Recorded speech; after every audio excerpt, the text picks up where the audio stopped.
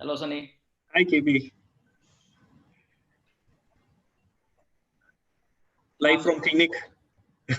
Live We're from live, huh? Okay. So we're starting? Yeah, we're live. Just a minute.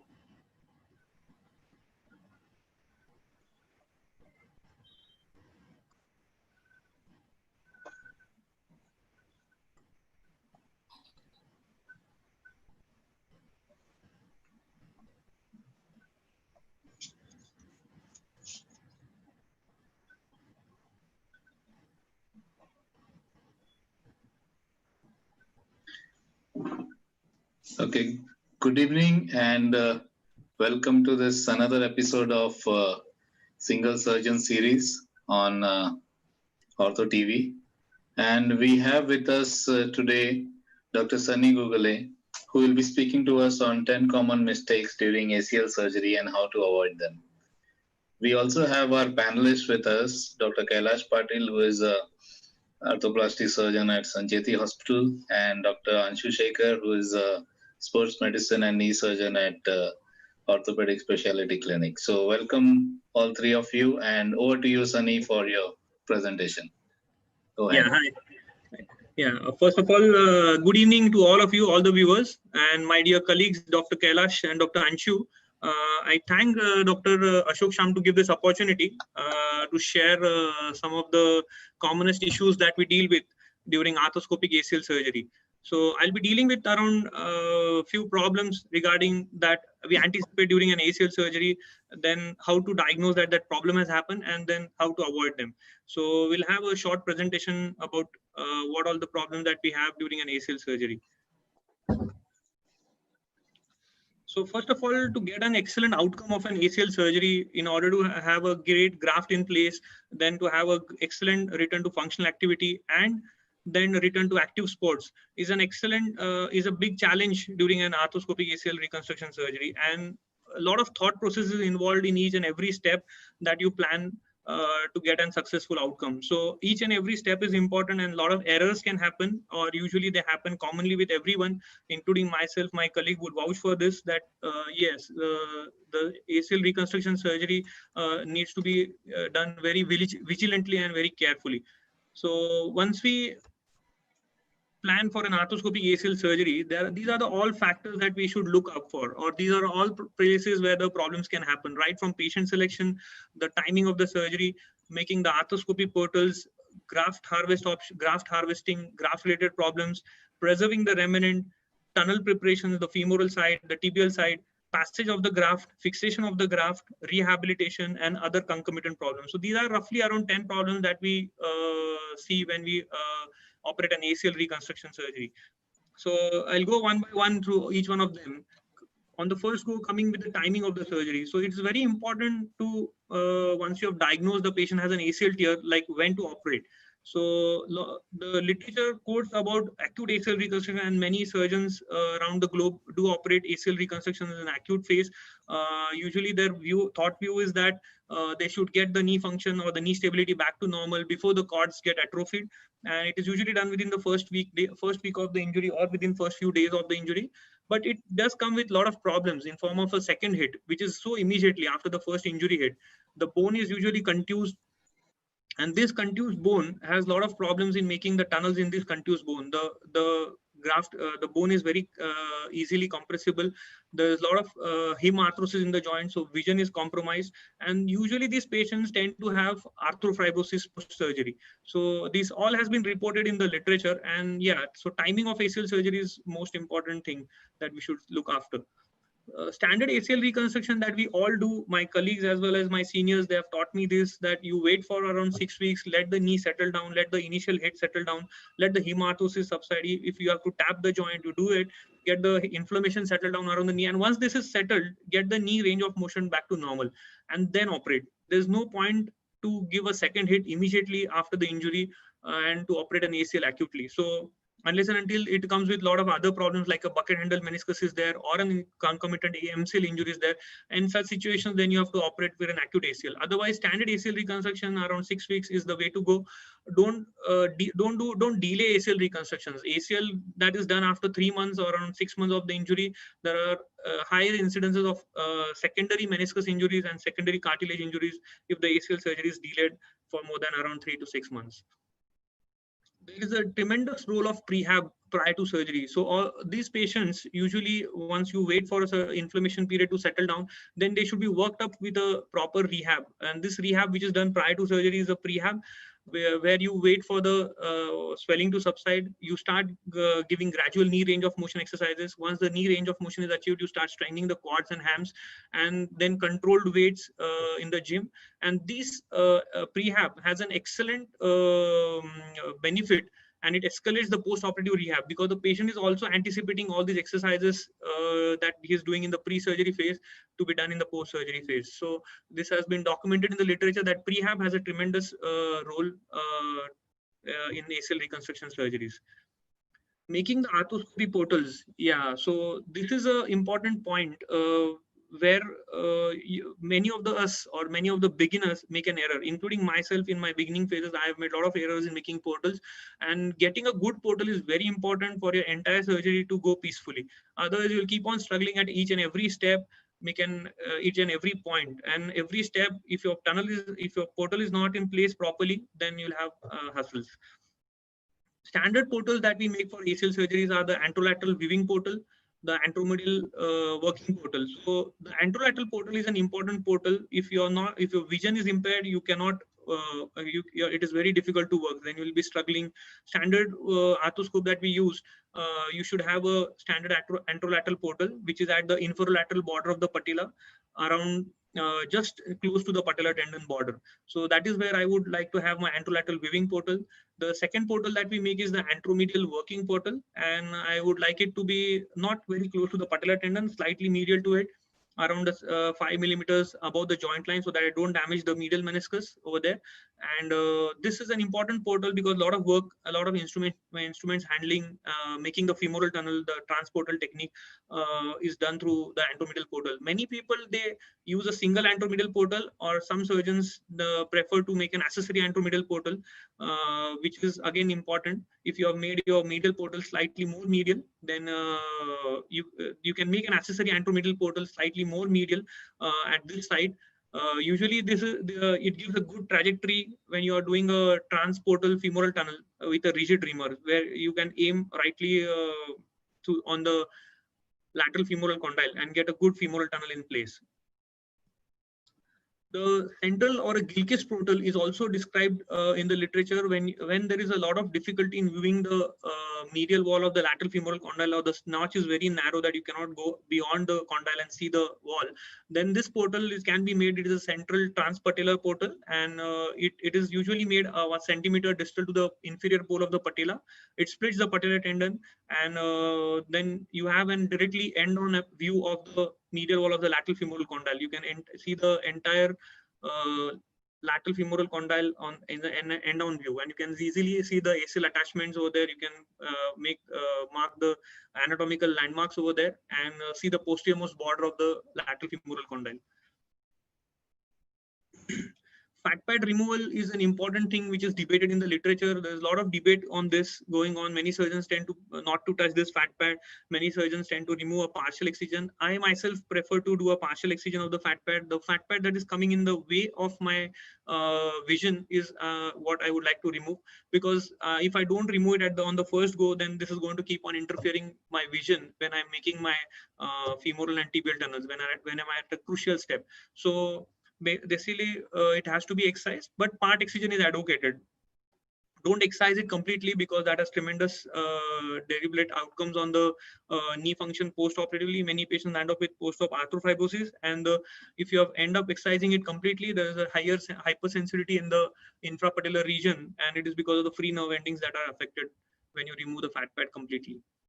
After you have removed the fat pad, the next step that you go on is to see the ACL and probe the ACL remnant. So ACL remnant is the important structure, and preserving the ACL remnant is being debated in the literature. A lot of papers are there which quote against and which quote for remnant preserving, and it comes with a lot of added advantages in the form of it preserves the proprioception, it augments the graft healing with the remnant. So remnant preserving is very important, but at the same time, you should not compromise on your tunnel making. Your guide wire should be at perfect points, and your tunnels also should be at perfect points. Don't compromise on the tunnels for your remnant. Tibial tunnel is easy to make because you can easily retract the ACL remnant at the tibial attachment and with the zig itself, and make a put your guide wire in place over there. But the femoral tunnel preparation, or getting a good guide wire in the femoral side with the remnant is little challenging, because you don't want to damage the remnant, and you really can't go beyond the remnant and see posteriorly like how much of space is there, and go as posterior as possible. So yes, remnant preservation is definitely important, but don't compromise on your tunnel placements. Once you have gone to this remnant preserving and if the tibial graft, the ACL graft on the tibial side tends to have a lot of problems with this formation of cyclops lesion. This is a fibroproliferative lesion mass that forms, and it usually blocks the terminal knee extension. There's usually a strong click that is heard in the terminal knee extension, and very common with remnant preserving surgeries.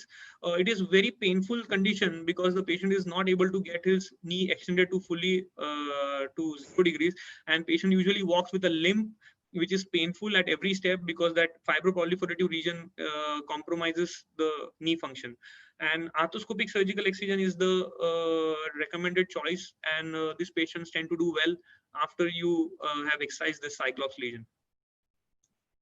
After we have seen the ACL and the cyclops, next comes is relating to the graft harvesting. So all the grafts that are described in the literature for ACL reconstruction, including the first commonest being used is the hamstring graft, second commonest is the BTP graft, third commonest is the central quadriceps tendon graft, either just a tendinous portion or with a bone plug, and fourth one is the peroneus graft. So all these grafts, they come with a lot of challenges, right from their harvesting these grafts, and for graft preparation, and then passage of these grafts. So we'll go through one by one all the problems that can come in association to graft related problems. The first commonest graft that is being used is the BTP graft. Which I would like to speak about is the BTP graft. Yeah, I myself don't have a lot of experience with the BTP graft. Yes, but then a lot of literature is mentioned about this complication of this BTP grafts. The patellar fractures is the most important complication. If the graft harvesting is not proper, if your bone plugs are not harvested properly from the patellar side as well as the tibial tuberosity side, then that can lead to patellar fractures. Usually don't end up leaving sharp edges as mentioned in this picture over here, and you should always have blunt edges. The specialized osteotomes, specialized oscillating saws are used to harvest these grafts from the patellar side. And don't go full thickness. Usually leave a part of the thickness of the patella on the articular side intact so that it doesn't get fractured. But yes, patellar fracture is the commonest problem. Second problem that comes with these BTB grafts is the tendon and the tunnel mismatch. The bone plugs that you harvest and then later on you fashion them, and then while inserting, you'll see that these bone plugs are very smaller in size as compared to your tunnels, and that could be a real problem. At such times, you have to augment with a higher size screw, fill in the get a good contact between this bone plug and the native tunnel. This graft also has a lot of donor side morbidity in terms of quadriceps weakness as well as anterior knee pain in those who want to or those who demand kneeling activities. Hence, these problems has to be encountered properly and dealt with properly and with proper technique.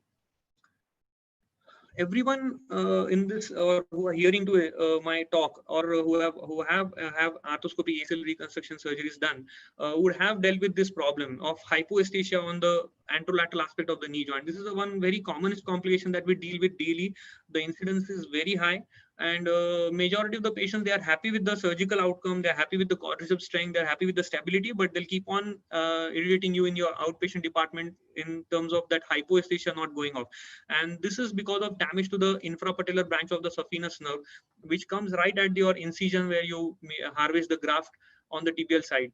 So various incisions has been described, including a vertical incision and an oblique incision. The incidence of this nerve getting damaged with a vertical incision is little higher as compared to the oblique incision. But yes, it can you can affect this infrapatellar branch of the saphenous nerve while harvesting the grafts, and hence the oblique incision as the vertical incision has been described in the literature. In my hands, I have dealt with both the incisions, and I have had this problem.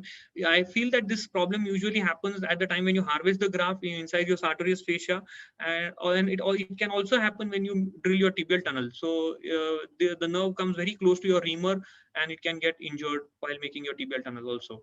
The treatment doesn't involve any, nothing much can be done for this hypoesthesia. It usually goes on its own, and you just have to wait and watch for the time to go.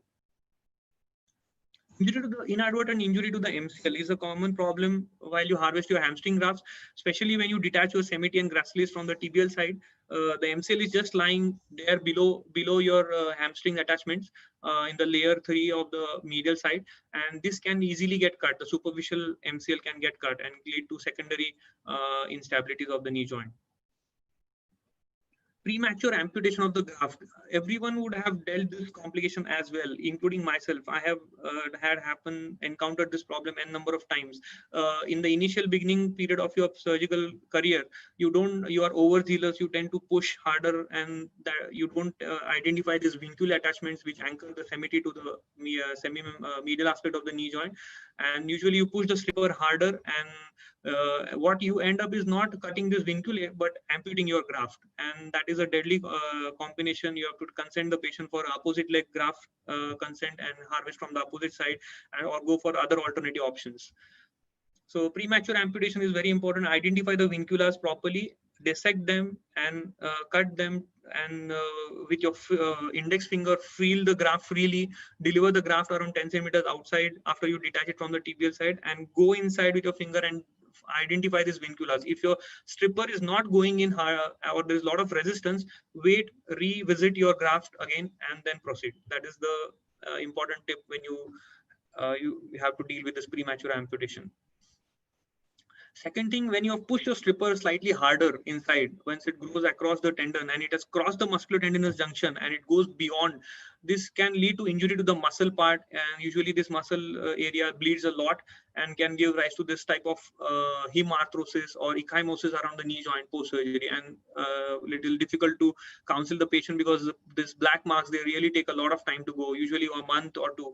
But just counsel the patient, do icing, give elevation to the leg, rest, compression. This is also going to help to get rid of this problem. dropping graft on the floor is a nightmare. I have dealt with this problem once in my career, and I was just suturing the graft, and the graft preparing the graft. One graft was hard prepared, and other was on the mop. And usually, incidentally, that someone lifted out that mop, and the graft fell on the floor. So this is again a little challenging complication to handle. Usually, if it is easy to consent the patient for opposite leg graft, do that, because nobody would like to have a contaminated graft into the joint. But yes, there are a lot of papers in the literature that prescribe treatment of this contaminated graft, and it has to be done with the proper chemical treatment, cleaning the graft with normal saline, then chlorhexidine. For around 30 minutes, you should do triple antibiotic treatment for this graft: normal saline, antibiotic, normal saline, antibiotic. And then once this graft is ready, you use this graft for ACL preparation and use it across. Chances of infection after surgery are reported in the literature, but they are not very high if you've done a proper treatment.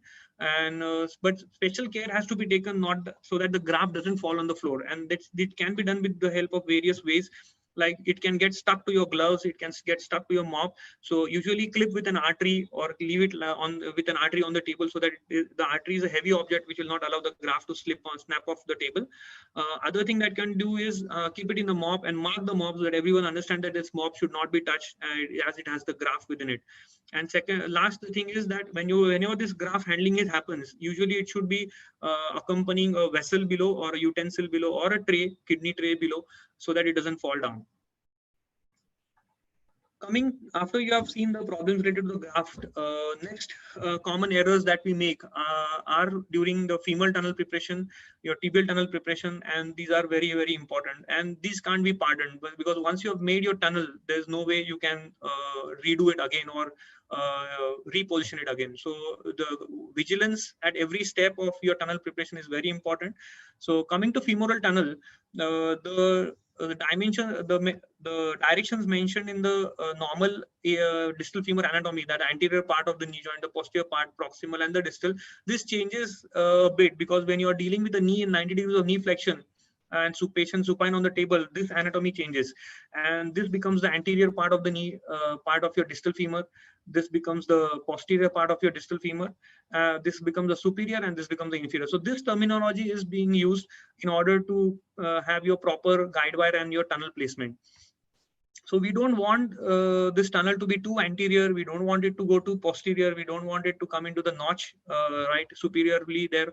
But we want an idealistic position of this graft. So anteriorly placed tunnel, femoral tunnel, is a common complication that happens when you're using a rigid reamer.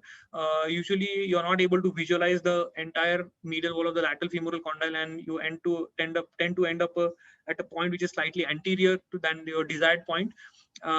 Especially a problem with narrow stenotic notch or a V-shaped notch in females, where you want to do a soft tissue notchplasty or a bone notchplasty, but don't exceed more than 2 millimeters, because it can have bearing on the patellofemoral articulations.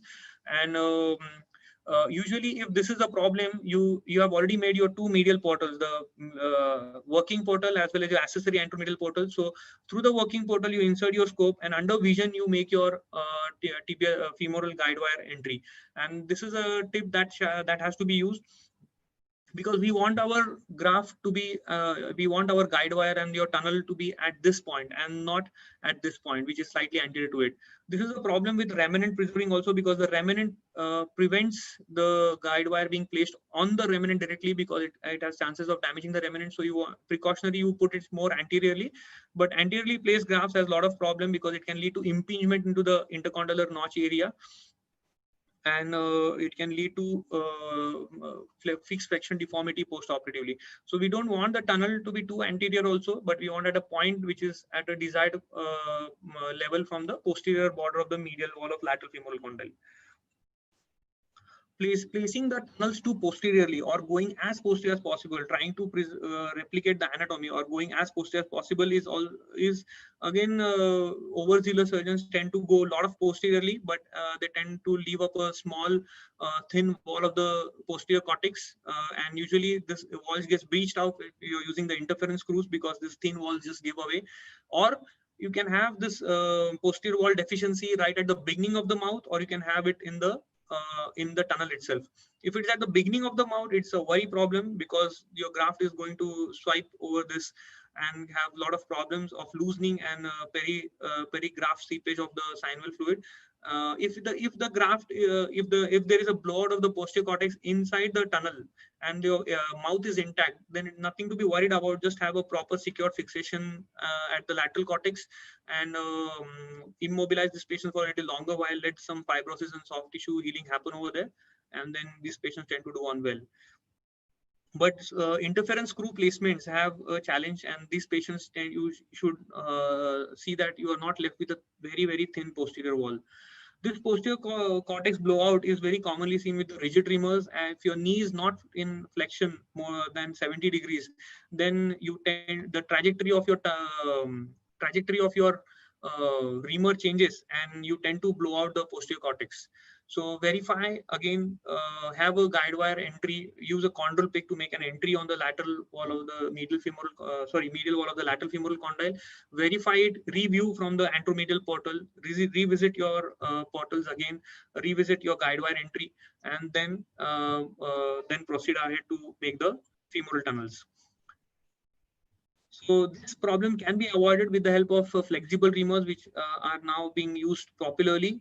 These flexible reamers, you tend to have your entry perfectly, and you don't have to have your knee put in flexion. You can easily make a tunnel with your knee in 90 degrees flexion or your knee hanging position, and you can have a nice exit of your guide wire on the lateral cortex.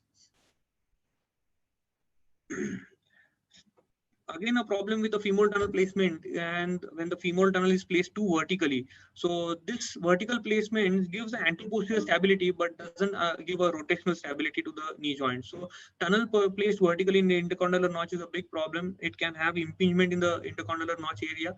Usually this problem is associated with the transtibial technique. When you make your femoral tunnel with a transtibial technique, then this problem is commonly encountered. The guide wire usually slips, the knee is not in proper flexion, and you tend to get a vertical femoral tunnel. This problem, though it happens on table and you have identified it on table, your guide wire exited anteriorly into the distal femur, you can revisit again. Just ignore that area. The entire lateral wall of the medial femoral condyle is medial wall of the lateral femoral condyle is nice and intact. You can have a nice trajectory over here and make another tunnel using a transportal technique. So there are a lot of articles comment about this tunnel placements with the transtibial as well as the transportal technique, and yeah, it is a very common problem with the transtibial technique. So in order to have a good femoral tunnel, which is nicely as posterior as possible with an intact posterior wall, and not to blow out the posterior cortex, not to anteriorly, not to superiorly into the notch, and you should be having this view from the AM portal, which is showing you the entire bony area of the tunnel, and a tunnel in tunnel sign, which we commonly see. Inadvertent injury to the medial femoral condyle is again a commonest problem that is encountered. We are overzealous in order to have your femoral tunnel in place. You tend to push your reamers very hard, and this can abrade your medial femoral condyle in this area, and it could be a disastrous complication. But if that area is less than 1 centimeter, nothing to worry about. Just debride and remove the loose cartilaginous fragment. But if it is more than 1 centimeter square, then you need to do microfractures in that area, because to allow the fibrocartilage to be formed in this area. Usually this problem can be avoided with the help of using a low profile reamers, because these reamers usually are not wide like these reamers. They can be easily pushed inside, and start reaming only after you have seen that smooth passage of your reamer inside. There are a lot of guides available for use of these reamers, which can be used and should be used. But push your reamers inside well, see that they are in contact with the bone, and then only start reaming. Don't spin in the beginning. If your tunnel or your fat pad removal is not adequate, you tend to spin your reamers right at the mouth of your portal, and that can have damage to the medial femoral condyle. Over drilling of your femoral tunnel, like you want to make a socket for your ACL graft on the femoral side, and inadvertently or by mistake you push your reamer harder and it blows out the lateral cortex, or it makes a tunnel through and through.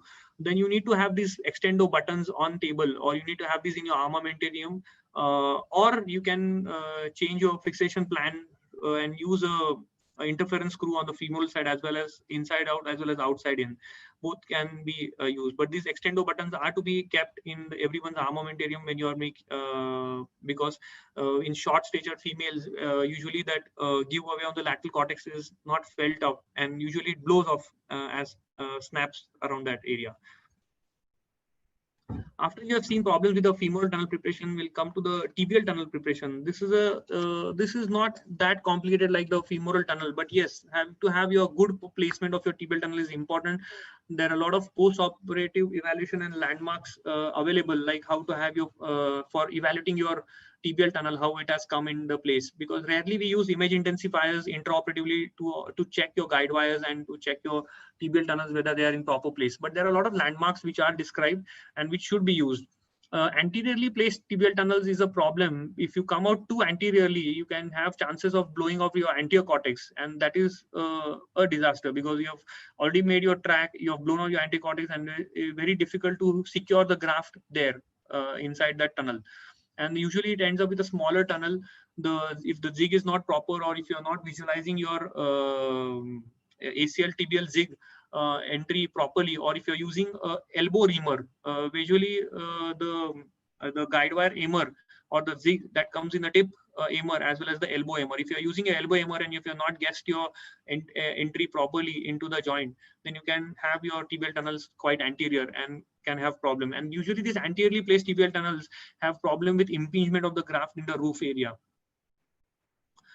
Going too posterior, be on the safer side and make your tibial tunnel too posterior is again not a good sign. On the entire entire width of your tibial plateau in the lateral view, you don't want your tunnel to cross more than 35 to 40% of your entire anteroposterior width and go as posterior as possible, because if it goes too posteriorly, it can impinge on your PCL, as well as it can give poor rotational stability, because it will be too vertical in direction with your femoral tunnel. So this complication can be avoided because make a safe distance around 8 to 10 mm in front of the PCL. Usually we use these landmarks intra-articularly. When you are doing arthroscopy, the anterior root of the lateral meniscus is a good landmark where it bisects the ACL footprint. That should be your guide wire entry. See for the other landmarks, come around 12 to 13 millimeters in front of the PCL attachment intra-articularly. Or if you are not well versed with these, then you can check your C-arm lateral view with the guide wire and see that it doesn't go more than 40% of your anteroposterior width of your tibial plateau. So these all landmarks should be used intraoperatively while making your tibial guide wire. Once and you are sure making your tibial once and for all you are sure about your tibial guide wire, then only you go on to make your tibial tunnel. Other way, or with the slightest error, if your tunnel is if your guide wire is not in this particular position and you don't want to repeatedly change the guide wire and it is slightly off, then we use serial drilling of your tibial tunnel. Like you drill your tibial tunnel in slight increments and you can adjust the guide wire position accordingly. It's a small tip that can be used. The exit of the guide wire is very important inside the joint. It should be in the stump of the tibia, the ACL footprint, and it should be it should be at the line where it bisects the lateral meniscus bisects the ACL footprint. After we have seen problems with the tunnel placement, now is once you've had your good tunnels, then comes with the problems that can happen with passage of the graft. So the graft can be too thick, or inadvertently your staff or your helper would not give you a proper size reamer, and you have under reamed on the femoral side or on the tibial side, and there is difficulty for the graft to go. Don't push beyond, because the sutures can give apart or can break through to the graft. So wait, go again, ream your tunnels again, and then pass the graft. That's the smallest step. Or you can use these dilators. These dilators can dilate the graft, and they are again useful, and they have been mentioned in the literature that it causes impaction of the cancellous bone in that area, as well as increases the strength of your tibial tunnels. But use these serial dilators, and or else revisit again, make the proper sized tunnels, and don't push the graft, because we have problems of this sutures cutting through the grafts, or then these sutures just cutting apart.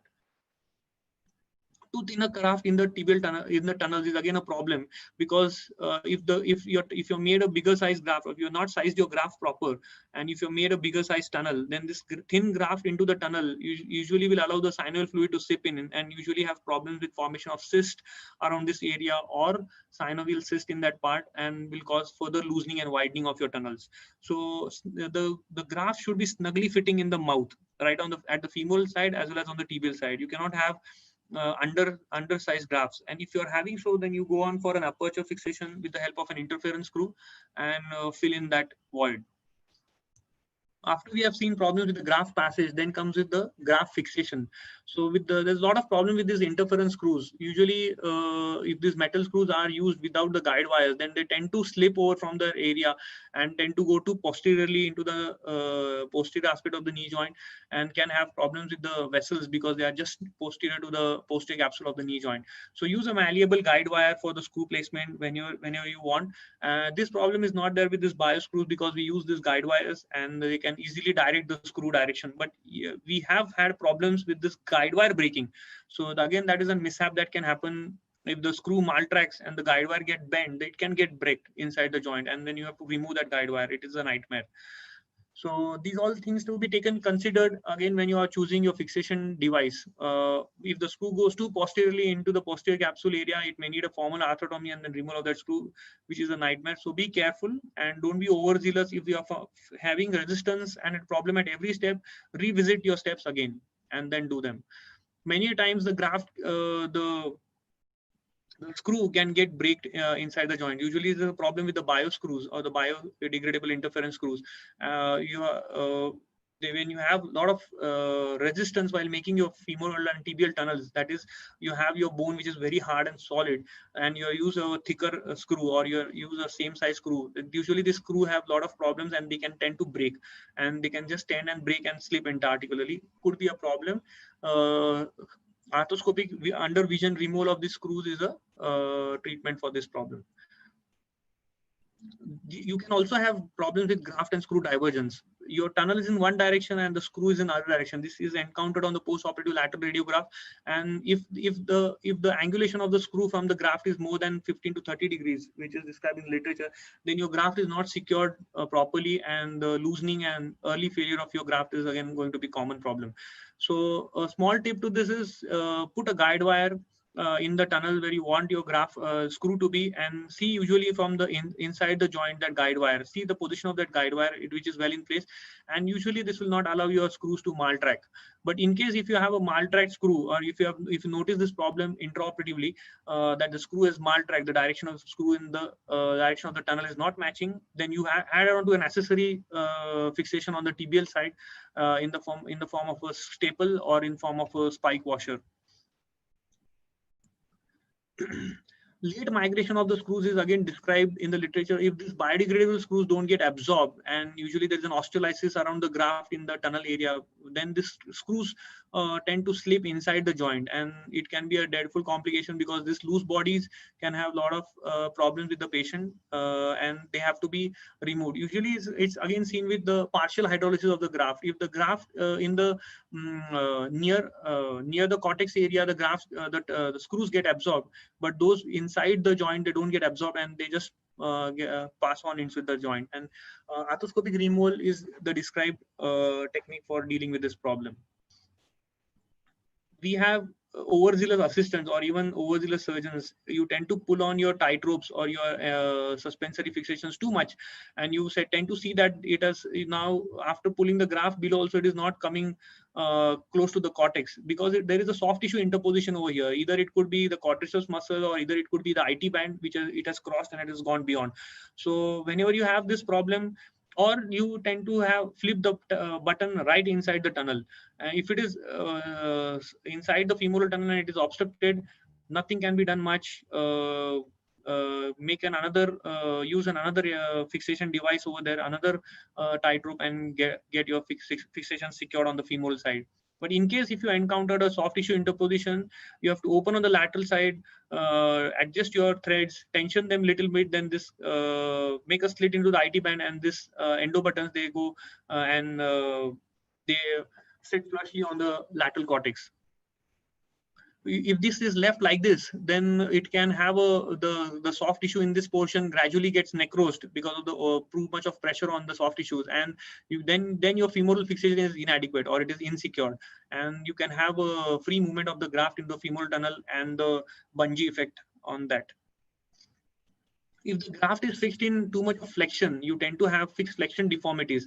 This is again a dreadful thing, because if the patient is having hyperextension preoperatively, or if the patient is having some degree of hyperextension, do not do it in standard 30 degrees of knee flexion. Do it in less degrees amounts of knee flexion. And having a fixed flexion deformity post-operatively is not a good thing, because these deformities don't get corrected.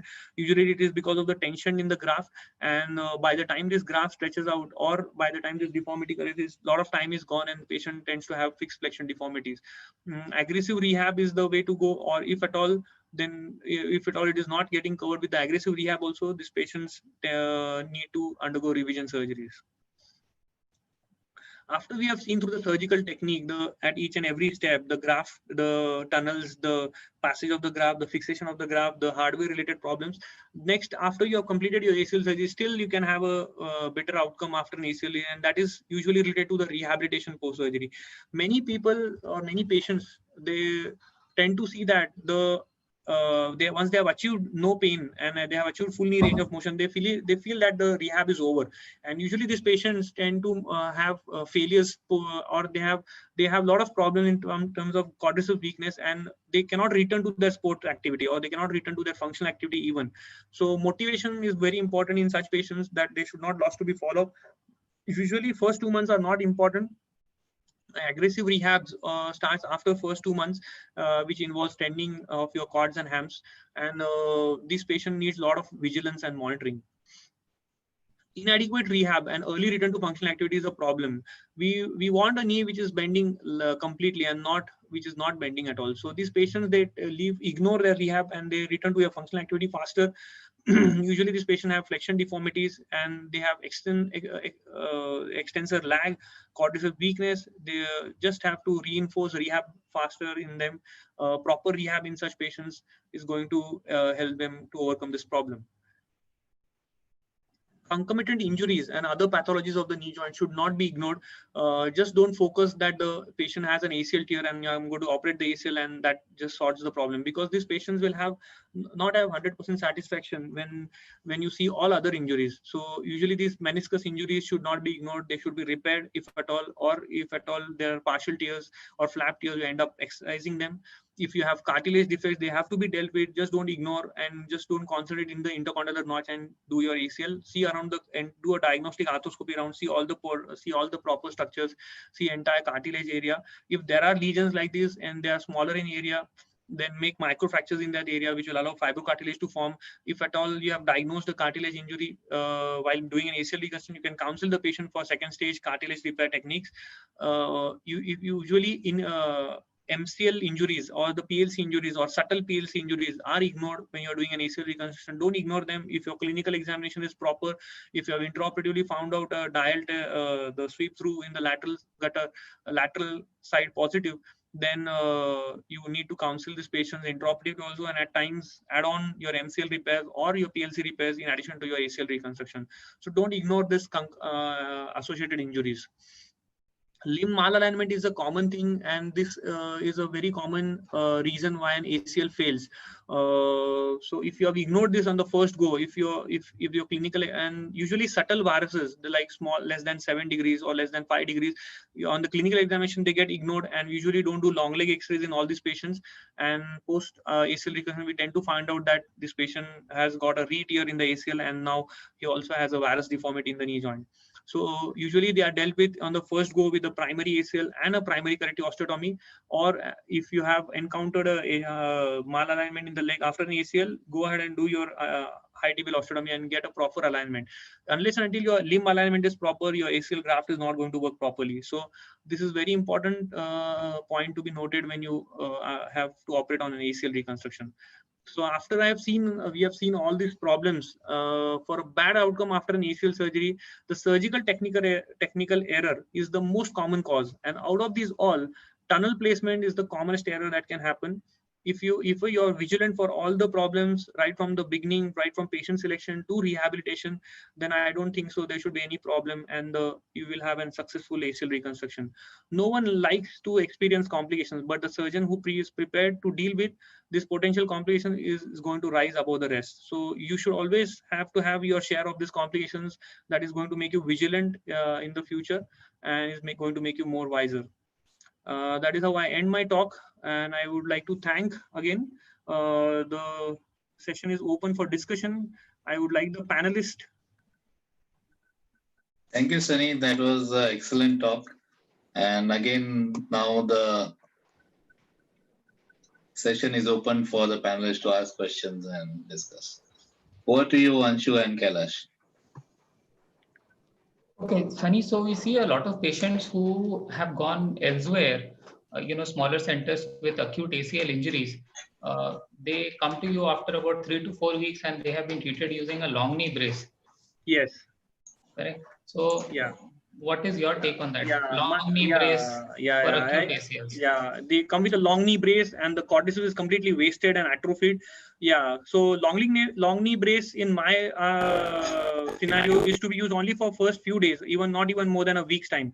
So once that acute pain and apprehension is gone, I would discontinue them from the long leg knee brace, and I would put them on a hinge knee brace and rehab them immediately. So as soon as that swelling around the knee joint settles, the effusion and hemarthrosis settles, I'll get them off the long leg knee brace and put them on a hinge knee brace and start prehab as soon as possible. Correct, because what is labeled as IDK and treated with these long knee braces, they actually end up having more problems. Yeah, I totally agree with this. Yeah, Sunny. You had another question, Anshu? No. Okay. So I had a couple of questions for you, Sunny. Yeah. See, basically, it can be completely divided into 3 parts. As Freddy Fu has described it, it's basically instability, 1, second is pain, and third is stiffness. So if you have all these points which you have mentioned, they're very well covered and they're very extensive and elaborately told by you, and that's congrats to you and that's kudos to you. I just have a couple of questions.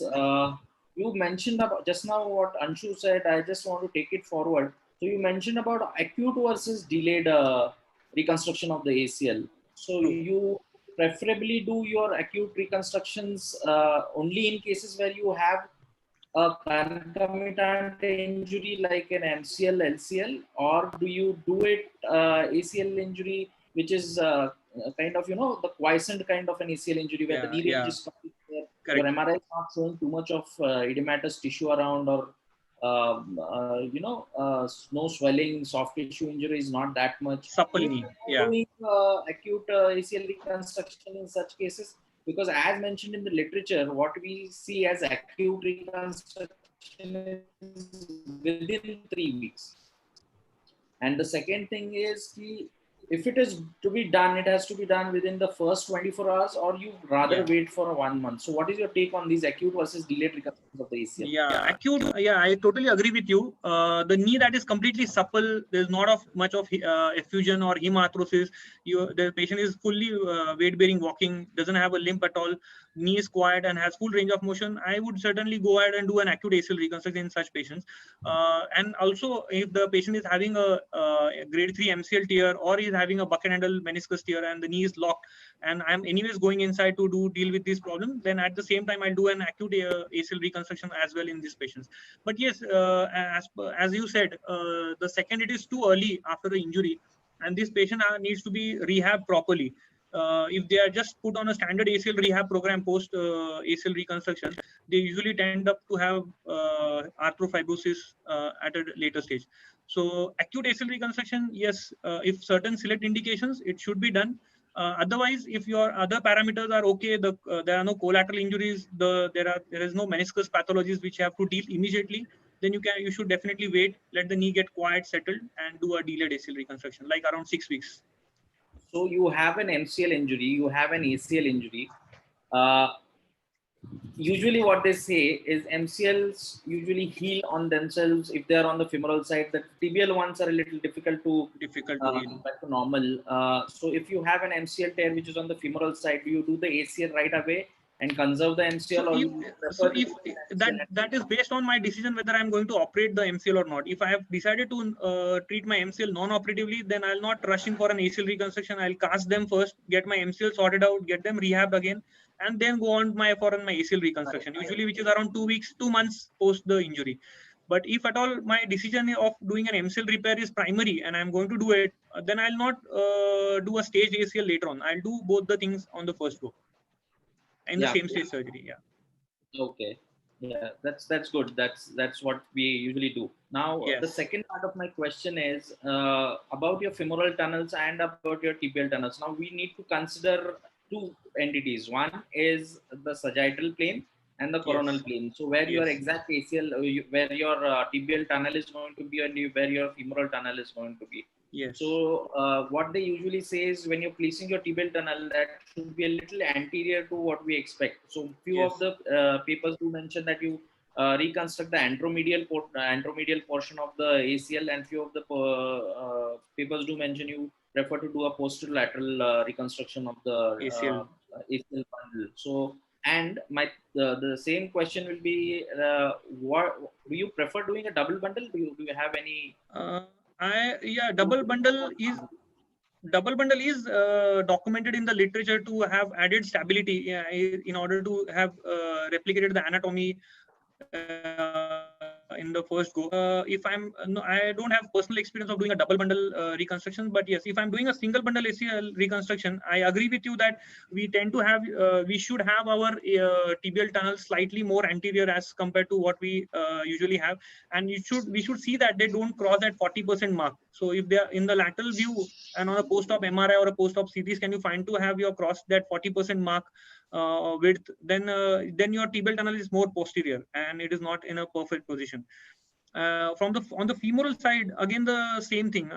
If in the view that we see arthroscopically, the medial wall of the lateral femoral condyle, if my guide wire is at a perfect place, then usually it is at the center or it is at the bifurcate reach between these two bundle insertions. And usually that problem that happens on the tibial side, where your AM and the PL bundle are little separated, doesn't come into existence when you have your guide wire in properly placed. If your guide wire is more posteriorly, then you replicate only one bundle, or if it's more anterior, you replicate the other one. But if it is at the center of the both, then it is like a non-anatomical ACL reconstruction that we tend to do commonly. Okay. Yes, Anshu. Yeah, so I think even the data from the Mars study of revision ACL reconstructions, clearly pointed out that the commonest cause of ACL failures are technical.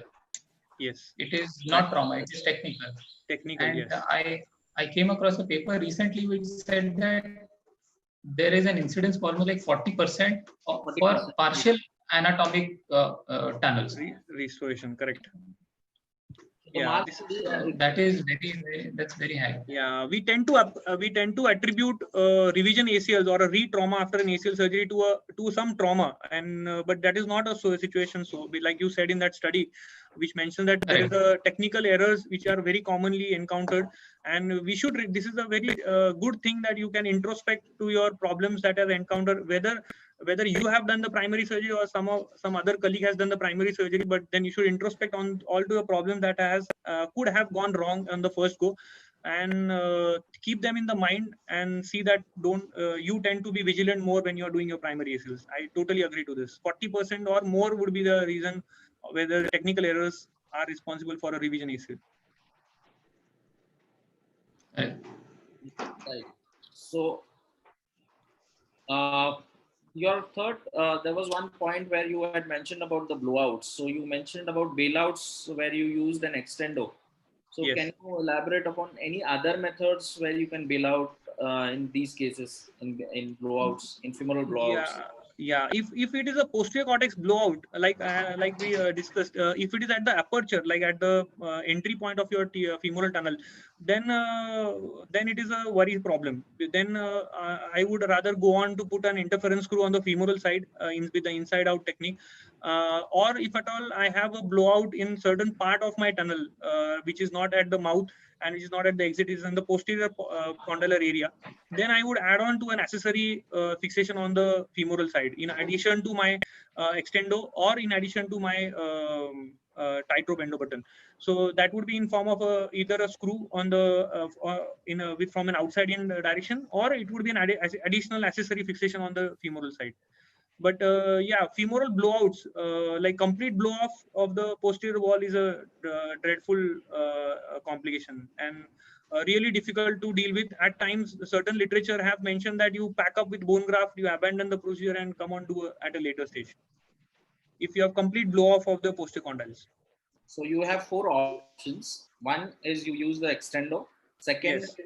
You use the interference screw. Third Yes. is you use a post. Yes. Fourth is you bail out. You completely come out, put a bone graft, and do a second stage revision. And Correct. fifth one is you can just change the position of your femoral tunnel a little bit. If you have Yeah. access to something called as a flexible rimmer, that Yes. would really help you in getting out of the situation. So that's Yeah, what my yeah. take is in such cases. Yes. We Yes. find a lot Definitely. of times, because blowout is quite common when they are doing ACL reconstructions for the first time.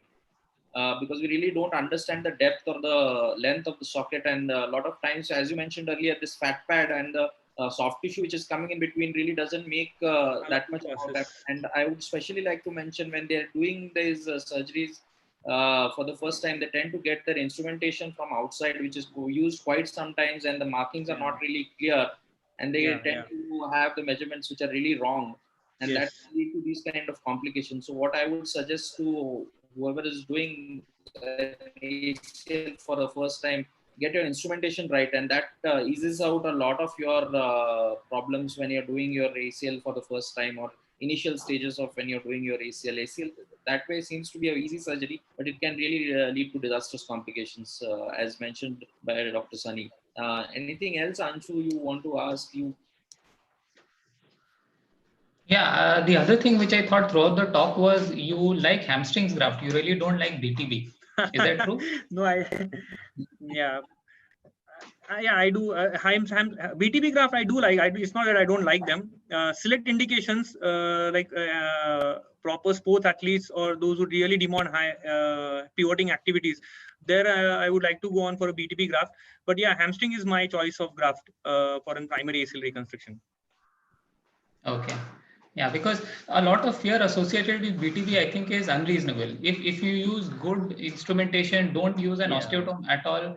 Correct. You know, be careful in preparing the graft, harvesting the graft passage. You have to be careful to. Yes. Yes, I think BTB is a good graft. BTB it is. It is definitely.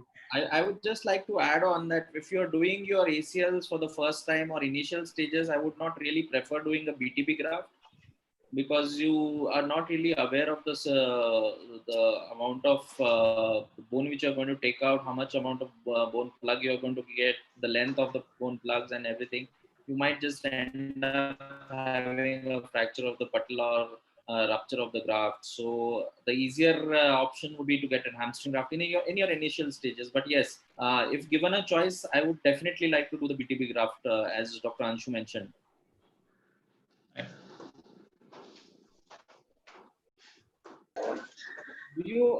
Hello? Yeah. Do you prefer using an X-ray when you're putting your tunnels through? Do you recommend using an X-ray? Intraoperative CM, I know mentioned that a point when we were doing the tibial tunnel.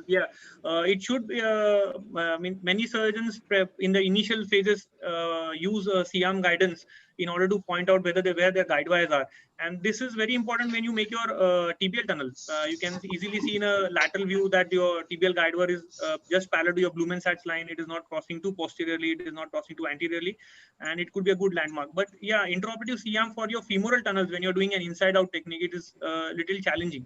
It can be used when you're doing your outside-in technique, but then there your complete fixation modality changes. You cannot use an adjustable loop or an tightrope over there. But intraoperative CM in initial days for your tibial tunnel markings is important, and I don't see there should be problem. But that will just enhance your confidence about your having your guide wires in proper place. Yeah, I would just like to make a point there. Interoperative CM, I think there's one very good study by James Robinson, wherein he's shown that using intraoperative fluoroscopy for femoral tunnel marking Okay. actually improves your arthroscopy surgery. Yes, that's Okay. that's what the point which I was coming to. So the feedback that you get on CM for your initial maybe 10, 15 cases, you actually can get rid of the CM later on. Your arthroscopy perception Skills improves. they improve. Yeah. Yes.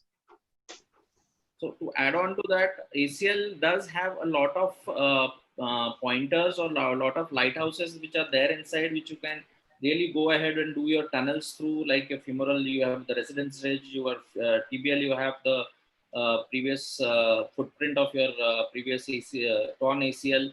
So all these things, CM, I would rather be more keen on using in cases of PCL reconstructions. And that would really help in putting your guide wires and your tunnels, making your tunnels in PCL reconstruction. And as Dr. Anshu mentioned, there's this paper which mentions that when you're getting a femoral tunnel, you can get an exact femoral tunnel with the use of a CM of fluoroscopy guidance. And that's a good paper to just go through and see. In your initial stages, you can definitely use your fluoroscope. Any pointers on navigation in ACL?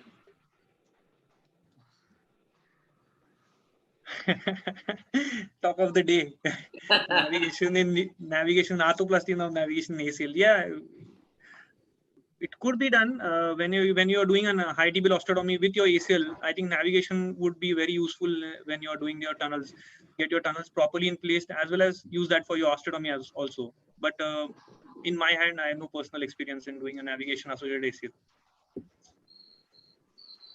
Okay. So that Shyam sir, do sorry. we have any questions from the audiences? No, I think we are also running out of time. We've already passed the time by 5 minutes. Yeah. So thanks very much, Sunny, for that excellent talk. And thanks all the panelists for good discussion. And we'll continue this series next week also. We'll have Dr. Yogesh Panchwag, who will be speaking on giant cell tumors, the 10 recent current advances in the area. So see you all next time, and ending this meeting now. Thank you, Doctor. Thank you. Thank you. Thank you.